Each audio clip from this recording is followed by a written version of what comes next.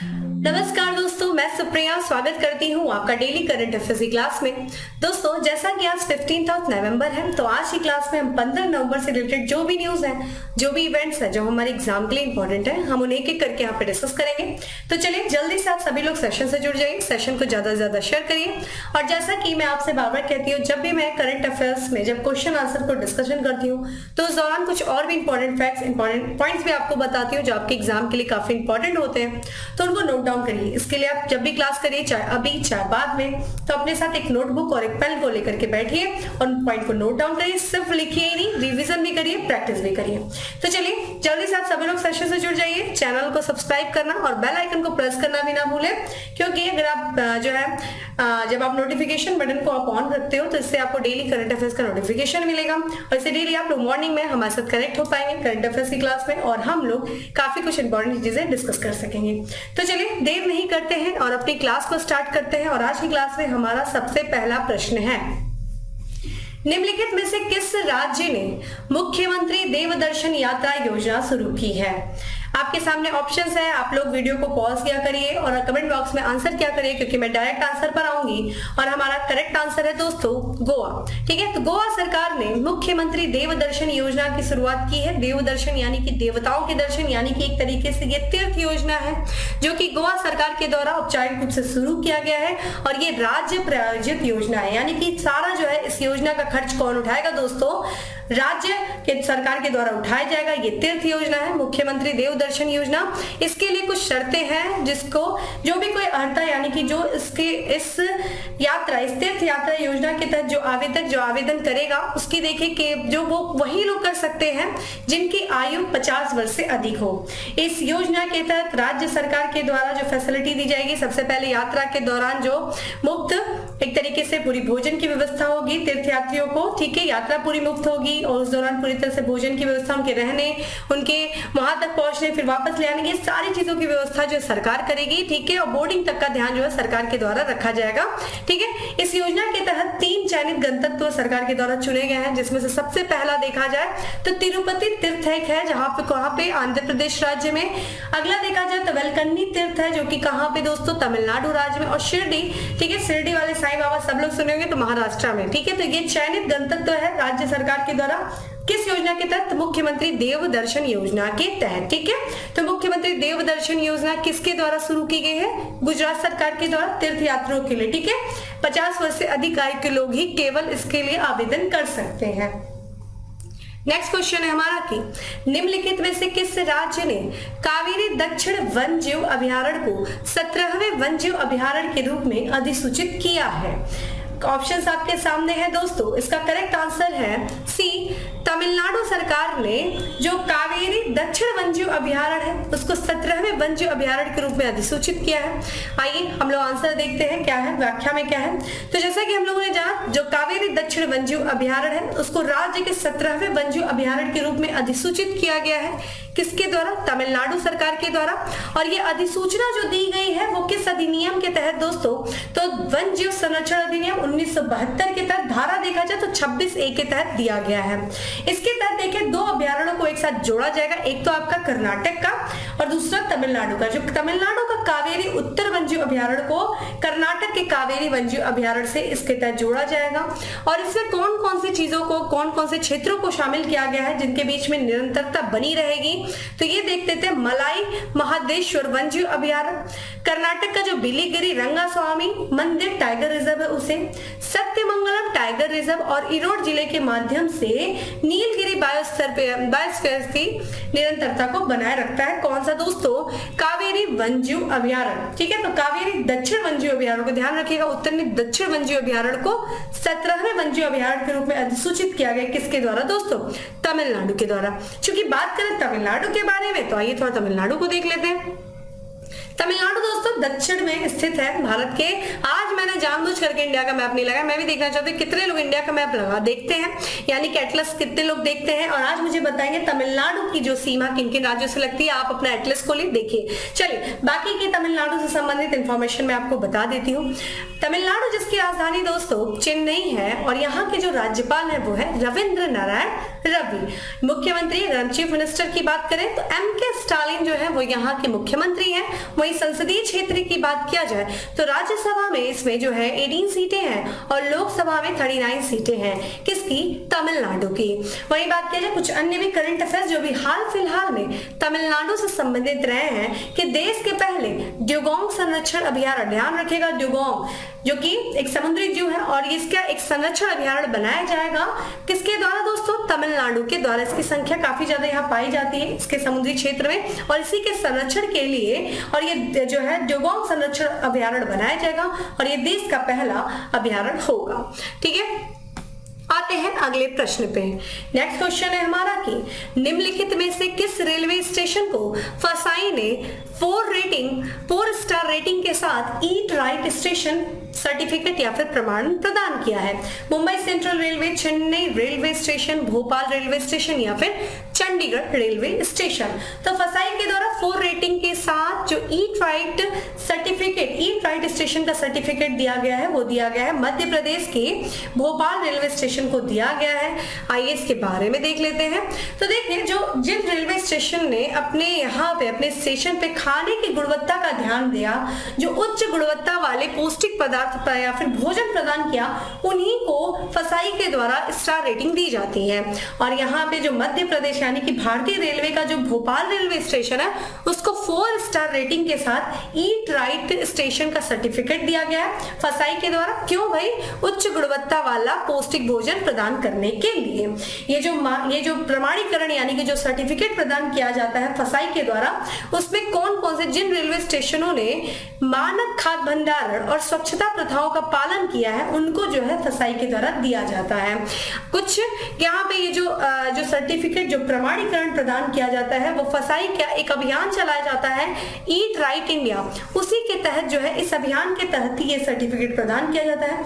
इस सर्टिफिकेट को प्राप्त करने वाले कुछ अन्य रेलवे स्टेशन भी हैं जैसे कि दिल्ली का Anand Vihar terminal railway station, वहीं देखा जाए मुंबई का छत्रपति शिवाजी टर्मिनल और मुंबई में दूसरा स्टेशन जो कि मुंबई सेंट्रल रेलवे और साथ ही साथ वडोदरा रेलवे और चंडीगढ़ रेलवे को भी इस सर्टिफिकेट के तहत शामिल किया गया। यानी कि ये eat right station certificate in railway station को भी प्रदान किया गया, जिसको अभी किसे किया गया? भोपाल रेलवे स्टेशन को 4 स्टार रेटिंग के साथ। ठीक है, आते हैं अगले प्रश्न पे। देखिए एक रैंकिंग जारी की गई है अभी हाल ही में जिसका नाम है क्यूएस एशिया यूनिवर्सिटी रैंकिंग 2023। इसमें जो शीर्ष प्रदर्शन करने वाला देश है यानी कि विश्वविद्यालय है वो है पेकिंग विश्वविद्यालय। और क्वेश्चन पूछा है कि भैया हाल ही में जारी क्यूएस एशिया यूनिवर्सिटी रैंकिंग 2023 में शीर्ष प्रदर्शन करने वाला पेकिंग विश्वविद्यालय किस देश से संबंधित है? और आप बताइए। ये देखिए ये विश्वविद्यालय एशिया में सबसे अच्छा प्रदर्शन करने वाला विश्वविद्यालय रहा है और ये किस देश से संबंधित है? वो है चीन से संबंधित है पेकिंग विश्वविद्यालय। आइए देख लेते हैं। सबसे पहले तो ये देखो ये जो रैंकिंग जारी किया गया है यानी कि क्यूएस एशिया यूनिवर्सिटी रैंकिंग 2023 वो जारी किया गया है यूके बेस्ड रैंकिंग प्राधिकरण जिसका नाम है क्वेटेरियल साइमंडस और इसी के द्वारा ये जारी किया गया है रैंकिंग। और इस रैंकिंग में जितने भी एशिया महाद्वीप है उनमें जो शीर्ष विश्वविद्यालय रहे, जो अच्छा प्रदर्शन करने वाले विश्वविद्यालय रहे, उन पर ये रैंकिंग प्रकाश डालती है। इस रैंकिंग के तहत देखा जाए ये रैंकिंग कितने संकेतकों पर आधारित है? 11 संकेतकों को शामिल किया गया है यानी कि 11 संकेतक होंगे, मापदंड होंगे और जिन विश्वविद्यालय के द्वारा इन मापदंडों का पालन किया गया है अच्छे तरीके से उन्हीं को जो है शीर्ष स्थान प्राप्त होता है। यहाँ पे इस संकेत में देखा जाए तो कौन कौन से संकेत है? अकादमिक प्रतिष्ठा, नियोक्ता प्रतिष्ठा, संकाय छात्र अनुपात, अंतरराष्ट्रीय अनुसंधान नेटवर्क, ये सारी चीजें इसमें शामिल की गई है। वहीं बात करें यहाँ पे क्यूएस जो रैंकिंग में क्यूएस एशिया यूनिवर्सिटी रैंकिंग में जो शीर्ष प्रदर्शन करने वाला विश्वविद्यालय रहा है एशिया में वो चीन का विश्वविद्यालय रहा है जिसका नाम है पेकिंग विश्वविद्यालय। ठीक है, ध्यान रखिएगा। यहाँ पे जो अगर हम टॉप 10 का यूनिवर्सिटी देखें एशिया में तो टॉप 10 में 5 यूनिवर्सिटी तो चीन की ही है हमें देखने को मिल रहा है। और यहाँ पे जितनी भी यूनिवर्सिटी शामिल की गई हैं इस रैंकिंग में उसमें 118 जो है भारतीय संस्थाओं को भी शामिल किया गया है। और अगर भारत के परिप्रेक्ष्य में देखा जाए कि भारत में सबसे अच्छा प्रदर्शन करने वाली यूनिवर्सिटी कौन रही है, तो हमें आईआईटी बॉम्बे का नाम दिख रहा है। ठीक है, आईआईटी बॉम्बे शीर्ष पे रही है। इसकी रैंकिंग कितनी रही है दोस्तों, 40 स्थान, 40वें, यानी कि 40 रैंक इसको मिली है। इसके पहले ये 42वें स्थान पे थी, 2 स्थान इंप्रूव करके ये 40वें में पहुंच गई है। दूसरे स्थान पे देखा जाए भारत की तरफ से तो दूसरा अच्छा प्रदर्शन करने वाला जो विश्वविद्यालय रहा है वो आईआईटी दिल्ली रहा है, जिसकी रैंक देखिए 46वीं थी। ठीक है, तो भारत के हमें जो टॉप 50 में दिख रहे हैं, 2 दिख रहे हैं, एक आईआईटी बॉम्बे 40वें स्थान पे और दूसरा है आईआईटी दिल्ली 46वें स्थान पे। और टॉप पे शीर्ष पे कौन है, फर्स्ट रैंक पे पैकिंग, जिसको कितना स्कोर मिला है दोस्तों, तो 100 स्कोर जो है इसको प्रदान किया गया है। ठीक है, आइए अगले प्रश्न पे बढ़ते हैं। नेक्स्ट क्वेश्चन है हमारा कि निम्नलिखित में से कौन सा देश आसियान का 11वां सदस्य बनेगा। आसियान में वर्तमान में दोस्तों 10 सदस्य देश हैं और 11वां सदस्य देश को स्वीकार करने की जो है स्वीकार्यता मिल चुकी है शामिल करने की। और ऑप्शन देखिए, Japan, east Timor, Indonesia, Malaysia. तो इसका दोस्तों जो करेक्ट आंसर है वो है ईस्ट तिमोर। ईस्ट तिमोर को 11वां सदस्य बनाया जाएगा आसियान का। तो जैसे कि आसियान का अगर फुल फॉर्म देखें तो association of south east Asia Nations, दक्षिण पूर्व एशियाई राष्ट्रों का ये संगठन है। ठीक है, और इसमें जो कि वर्तमान में कितने सदस्य देश है दोस्तों, 10 सदस्य हैं, जिसमें 11वें सदस्य के रूप में ईस्ट तिमोर को शामिल करने का क्या किया गया, सहमति व्यक्त की गई है। ये जो सहमति व्यक्त की गई अभी हाल ही में आसियान की 41वीं जो है शिखर सम्मेलन हुआ, आयोजित किया गया, जो कि कहां पे दोस्तों, ये कंबोडिया की राजधानी नामपेन में आयोजित किया गया 10 से लेकर के 13 नवंबर के बीच में। और इसी सम्मेलन के दौरान इसके नाम की घोषणा की गई, या फिर कह सकते हैं इसके नाम को स्वीकार्यता प्रदान किया गया कि ईस्ट तिमोर को 11वां सदस्य बनाया जाएगा। ईस्ट तिमोर की दोस्तों बात करें तो ये देखिए भैया, ये अभी हाल फिलहाल का जन्मा देश है। ठीक है, जो कि किससे अलग हुआ था, इंडोनेशिया से अलग हुआ था वर्ष 1999 में। ठीक है, 1999 में इंडोनेशिया में जनमत संग्रह से ईस्ट तिमोर को अलग हुआ। ठीक है, और 2002 में संयुक्त राष्ट्र को ने इसको आधिकारिक तौर पे एज अ कंट्री मान्यता दे दी। तो इसका जन्म अभी 20 साल का ये देश है, 20 साल पहले यानी कि वर्ष 2002 में हुआ था। तो ये बिल्कुल युवा देश है। तो एशिया का सबसे युवा लोकतंत्र दोस्तों कौन है, ईस्ट तिमोर। और ईस्ट तिमोर किसमें शामिल होने जा रहा है, आसियान में। चलो मुझे कमेंट बॉक्स में आप आंसर करिए कि ईस्ट तिमोर की कैपिटल और करेंसी क्या है, आज आप मुझे बताएंगे। और चूंकि हम संगठन की बात कर रहे हैं आसियान की, यानी कि association of south east Asia nation की, बहुत ही इंपॉर्टेंट है, तो आइए थोड़ा सा इसके बारे में भी देख लेते हैं। दोस्तों इसकी जो स्थापना हुई थी वो हुई थी 8 अगस्त यानी कि 8 अगस्त 1967 में किया गया था। किस डिक्लेरेशन से, तो बैंकॉक डिक्लेरेशन से। बैंकॉक जो कि थाईलैंड की कैपिटल है, और यहाँ पे एक मीटिंग की गई 1967 में, जो आसियान यानी कि साउथ ईस्ट के जो देश हैं वो लोग मीटिंग किए कि भैया अपने क्षेत्र में व्यापार वगैरह बढ़ाने के लिए और आपस में एक दूसरे को एसोसिएट करने के लिए, एक दूसरे को सहायता करके, एक दूसरे का सहयोग करके आपस के क्षेत्रों को बढ़ाएंगे, इसके लिए एक संगठन बनाते हैं। और इसी बैठक के दौरान बैंकॉक डिक्लेरेशन पास हुआ और इसी डिक्लेरेशन से इस आसियान का गठन हो गया। इसके अगर मुख्यालय की बात करें तो जकार्ता जो है इसका मुख्यालय है, जो कि इंडोनेशिया की कैपिटल है। और प्रेजेंट टाइम में देखा जाए इसके 10 मेंबर्स जो है, 10 मेंबर्स में है कौन कौन सी कंट्रीज शामिल है, तो Malaysia, Philippines, Singapore, Thailand, Brunei, Vietnam, Laos, Myanmar, Cambodia, ये 10 कंट्री इसमें जो एज अ मेंबर है। और 11वें मेंबर को शामिल करने की सहमति जो है व्यक्त की गई, या फिर सहमति हो गई है ईस्ट तिमोर की। ठीक है, आपकी जिम्मेदारी मैप खोलेंगे। ठीक है, देखेंगे ईस्ट तिमोर कहाँ है, इंडोनेशिया देखिए ना साउथ ईस्ट में, और इंडोनेशिया के पास आपको ईस्ट तिमोर दिखेगा और आप मुझे करेंसी कैपिटल बताएंगे। नेक्स्ट क्वेश्चन है हमारा कि स्विट्जरलैंड टूरिज्म ने किसे अपना मैत्री राजदूत नियुक्त किया है, तो मैत्री राजदूत, ठीक है, तो स्विट्जरलैंड में पर्यटकों को आकर्षित करने के लिए, विशेषकर भारतीय पर्यटकों को आकर्षित करने के लिए मैत्री राजदूत जो नियुक्त किया गया है वो ओलंपिक खेलों में गोल्ड मेडल जीतने वाले नीरज चोपड़ा को किया गया है। स्क्रीन पे आप इनकी तस्वीर देख सकते हैं। सारे युवा जो हैं इनके नाम से वाकिफ होंगे। इन्होंने बार बार देश का नाम क्या किया है, ऊंचा किया है, नाम उज्जवल किया है और हमें बार बार प्राउड फील करने का मोमेंट दिया है। ठीक है, तो इन्होंने देखा जाए चूंकि ओलंपिक में इन्होंने जब टोक्यो ओलंपिक था उस दौरान इन्होंने स्वर्ण पदक जीता, गोल्ड मेडल जीता था और इन्हीं को देखा जाए स्विट्जरलैंड टूरिज्म ने अपना मैत्री राजदूत यानी कि फ्रेंडशिप एम्बेसडर बनाया है, जो भी भारतीय पर्यटक हैं उनको एक तरीके से आकर्षित करने के लिए कि आओ भैया स्विट्जरलैंड के जो प्रमुख सुंदर सुंदर स्थल है, स्विट्जरलैंड अपनी खूबसूरती के लिए जाना जाता है, आओ और यहाँ की खूबसूरती को देखो, यानी कि टूरिज्म सेक्टर्स को बढ़ावा दो। अभी देखा जाए यहाँ पे देखिए ओलंपिक संग्रहालय है, कहाँ पे ओलंपिक यहाँ पे म्यूजियम है, कहाँ पे स्विट्जरलैंड के लुसाने में, और यहीं पे देखा जाए इसी साल यानी कि सितंबर में नीरज चोपड़ा ने जो गोल्ड मेडल जीता था ओलंपिक में, उस गोल्ड मेडल को जेवलिन को क्या किया इन्होंने यहाँ पे इस संग्रहालय में दान किया। ठीक है, इस संग्रहालय की स्थापना दोस्तों अंतर्राष्ट्रीय ओलंपिक समिति के द्वारा 1993 में किया गया था। इतिहास, संस्कृति, डिजाइन, प्रौद्योगिकी और समाजशास्त्र के माध्यम से ओलंपिज्म की समृद्धि और विविधता को मुख्य तत्व के रूप में खेल के साथ प्रदर्शित करने के लिए इस संग्रहालय की स्थापना की गई थी। मैत्री राजदूत, ध्यान रखिएगा, किसे? नीरज चोपड़ा को स्विट्जरलैंड टूरिज्म के द्वारा।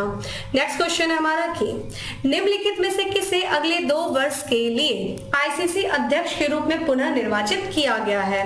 कमेंट बॉक्स में आंसर करिए, ऑप्शंस आपके सामने हैं। ये देखिए जो पद पे इनको नियुक्त किया गया है पुनः, यानी कि पहले भी इसी पद पे थे, इनको फिर अगले 2 वर्षों के लिए आईसीसी का चेयरमैन बनाया गया है। कौन है दोस्तों ये? तो ऑप्शन जो है आपका सी सही है, यानी कि ग्रेग बार्केले को ये बनाया गया है आईसीसी का चेयरमैन, अध्यक्ष। स्क्रीन पे आप इनकी फोटो को देख सकते हैं, इनकी तस्वीर को देख सकते हैं। और जो ग्रेग बार्केले हैं ये देखा जाए इसके पहले भी ये न्यूजीलैंड क्रिकेट के ये पूर्व अध्यक्ष थे और इनको पुनः क्या किया गया, 2 वर्षों के लिए आईसीसी का चेयरमैन बनाया गया है। इसके पहले ये नवंबर 2020 में आईसीसी के अध्यक्ष के रूप में नियुक्त थे। 2022 में इनका कार्यकाल पूरा हो गया था, लेकिन पुनः इनको आईसीसी का चेयरमैन बना दिया गया है। ऐसी नियुक्तियों से प्रश्न आपके एग्जाम में पूछे जाते हैं, इसलिए इंपॉर्टेंट है। नेक्स्ट है हमारा गांधी शांति प्रतिष्ठान की ओर से 2022 के लिए किसे कुलदीप नैयर पत्रकारिता सम्मान प्रदान किया जाएगा? तो देखिए ये कुलदीप नैयर पत्रकारिता सम्मान की घोषणा की गई है वर्ष 2022 के लिए, किसके द्वारा? गांधी शांति प्रतिष्ठान के द्वारा। और ये किसे दिया जाएगा? आरफा खानम शेरवानी को दिया जाएगा। ठीक है, तो ध्यान रखिएगा। देखिए इस वर्ष 2 वर्षों के लिए 2021 और 2022 के गांधी शांति प्रतिष्ठान की ओर से कुलदीप नैयर पत्रकारिता सम्मान की घोषणा की गई है। और अगर देखा जाए 2021 के लिए जो ये सम्मान दिया जाएगा वो एक वरिष्ठ पत्रकार है, यूट्यूबर है, जिनका नाम है अजीत अंजुम, और स्क्रीन पे आप इनकी फोटो को देख सकते हैं।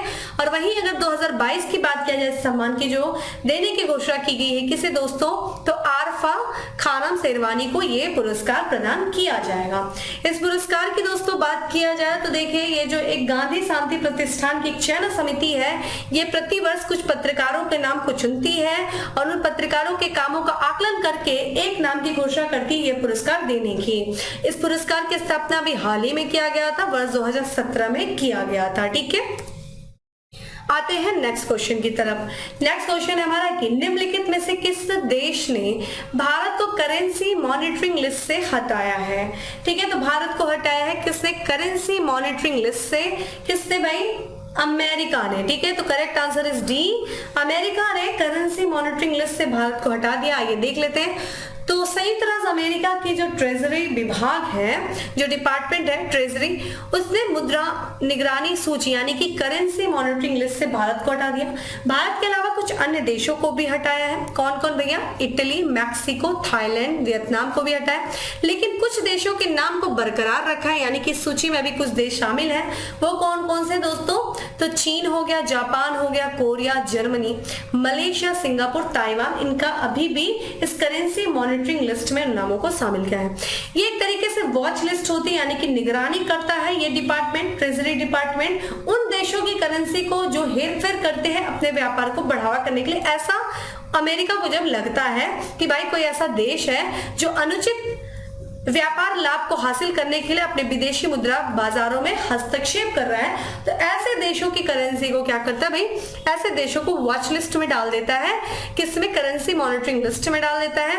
क्योंकि भारत ने कुछ शर्तों को पूरा किया, कुछ मापदंड होते हैं, क्योंकि भारत इसका हमेशा विरोध करता है, इस चीज का एक्सेप्ट नहीं करता, लेकिन अभी इसको इससे हटा दिया गया है। ठीक है, ध्यान रखिएगा। आते हैं आज के लास्ट क्वेश्चन पे। 41वां अंतरराष्ट्रीय व्यापार मेले की शुरुआत कहाँ हुई? नई दिल्ली, महाराष्ट्र, कर्नाटक, गुजरात। तो दोस्तों इसका जो करेक्ट आंसर है वो है ए है, नई दिल्ली में अंतरराष्ट्रीय व्यापार मेले की शुरुआत की गई है। ठीक है, 41वां अंतरराष्ट्रीय व्यापार मेला है ये इस वर्ष, जो कि नई दिल्ली में शुरू किया गया है। और इस मेले का दोस्तों जो उद्घाटन किया गया है वो वाणिज्य उद्योग मंत्री पीयूष गोयल जी के द्वारा किया गया है। इस वर्ष अंतरराष्ट्रीय व्यापार मेले की अगर थीम या विषय देखा जाए, ये मेला किस विषय पर आधारित रहा है, तो vocal for local, local to global. पहली बात तो हमें लोकल चीजों को बढ़ावा देना चाहिए और अपनी लोकल चीजों को एज अ ग्लोबल लेके जाना चाहिए। उसका हमें क्या करना चाहिए, विश्व व्यापार करने में उसको बढ़ावा देना चाहिए। इस व्यापार मेले में बात करें तो 29 राज्य, केंद्र शासित प्रदेश जो है मिलकर इसमें हिस्सा ले रहे हैं। और देखा जाए जो सहयोगी राज्य है, वो सहयोगी राज्य के तौर पर किन किन राज्यों ने भाग लिया है, तो बिहार, झारखंड और महाराष्ट्र ने। और वही इस मेले में विशेष जो ध्यान दिया जाएगा, विशेष ध्यान केंद्रित किया गया है किन राज्य पे, तो उत्तर प्रदेश और केरल में जो है, केरल पे विशेष जो है फोकस किया गया है। तो ध्यान रखिएगा, इसका थीम याद रखिएगा और याद रखिएगा सहयोगी राज्य पे कौन सा राज्य रहा, विशेष ध्यान केंद्रित राज्य कौन से रहे हैं। तो ये था हमारा आज का 10 MCQ। अब आते हैं फैक्ट्स ऑफ द डे, छोटा पैकेट बड़ा धमाका। ठीक है, सबसे पहला आज का हमारा फैक्ट है कि आदिदास कंपनी ने अपना सीईओ के रूप में किसे नियुक्त किया है दोस्तों, तो बियॉन्ड गोल्डन को आदिदास ने अपना सीईओ के पद के रूप में नियुक्त किया है। नेक्स्ट है हमारा फैक्ट्स ऑफ द डे की बांग्लादेश जो कि एक आर्थिक संकट से गुजर रहा है और बांग्लादेश को आर्थिक संकट से निपटने के लिए इंटरनेशनल मॉनेटरी फंड ने ऋण प्रदान करने की घोषणा किया है। तो कितना ऋण प्रदान किया जाएगा, IMF के द्वारा बांग्लादेश को $4.5 मिलियन का ऋण प्रदान किया जाएगा। वहीं बात करें दुनिया के सर्वश्रेष्ठ एम्प्लॉयर कंपनियों के मामले में रिलायंस इंडस्ट्री का स्थान कौन सा रहा है दोस्तों, तो 20वां स्थान रहा है। कमेंट बॉक्स में आंसर करेंगे कि पहले स्थान पे कौन सी कंपनी रही है एम्प्लॉयर कंपनी के मामले में। और अगर हम बात करते हैं चौथे करंट अफेयर यहाँ पे फैक्ट्स ऑफ द डे में, तो यूनेस्को ने 1/3 ग्लेशियर गायब होने की घोषणा किया है। किस वर्ष तक बोल रहा है कि भैया जो पृथ्वी का अगर जिस तरीके से ग्लोबल वार्मिंग हो रही है, जिस तरीके से जलवायु परिवर्तन हो रहा है और इसी तरीके से चीजें होती रही तो 2050 तक जो पृथ्वी के जो ग्लेशियर है उसके 1/3 ग्लेशियर लगभग 33% ग्लेशियर क्या हो जाएंगे, वो गायब हो जाएंगे, वो मेल्ट हो जाएंगे। वही बात करें पाकिस्तान ब्याज मुक्त बैंकिंग प्रणाली को शुरू करने की योजना बनाए, घोषणा किया है। कब तक भाई, 2027 तक। तो ब्याज मुक्त बैंकिंग प्रणाली शुरू करेगा पाकिस्तान 2027 तक। तो दोस्तों इस तरीके से था आज का हमारा करंट अफेयर्स। मैंने पूरी कोशिश की कम टाइम में चीजों को समेटने की। ठीक है, आप लोग का काफी ये भी रहता था कि मैम कम समय हो, ऑप्शंस आप ना रीड करें, मैंने वो पूरी कोशिश की। ऐसे ही आप लोग कमेंट बॉक्स में चीजें बताइए, उसको हम वर्क करेंगे और कमेंट बॉक्स में जो भी समस्या वो आप बताइए, मैं जरूर उसका आपको रिप्लाई करूंगी। ठीक है, बाकी जो मैं बोलती हूँ कि आप एक्स्ट्रा पॉइंट्स लिखो, नोट डाउन करो। ठीक है, रिवीजन करो, प्रैक्टिस करो, बस बच्चे यही एक मूल मंत्र है। देखो चीजें क्यों नहीं आपके हाथ में होंगी, सब कुछ आपका क्वालिफाई क्यों नहीं एग्जाम होगा। ठीक है, बस ऐसे ही बने रहिए, रेगुलर रहिए। ठीक है, नोटिफिकेशन बटन, नोटिफिकेशन जो मिलती है आपका जो है एक तरीके से बेल आइकन को प्रेस कर लीजिए, इससे आपको डेली नोटिफिकेशन मिलेगी। क्योंकि देखिए करंट अफेयर्स जो है आपको डेली अपडेट होना पड़ेगा, इसके लिए आप डेली करंट अफेयर्स की क्लास करिए, रेगुलर बने रहिए। चलिए फिर मिलते हैं नेक्स्ट सेशन में, तब तक के लिए bye, have a good day, stay safe and stay happy.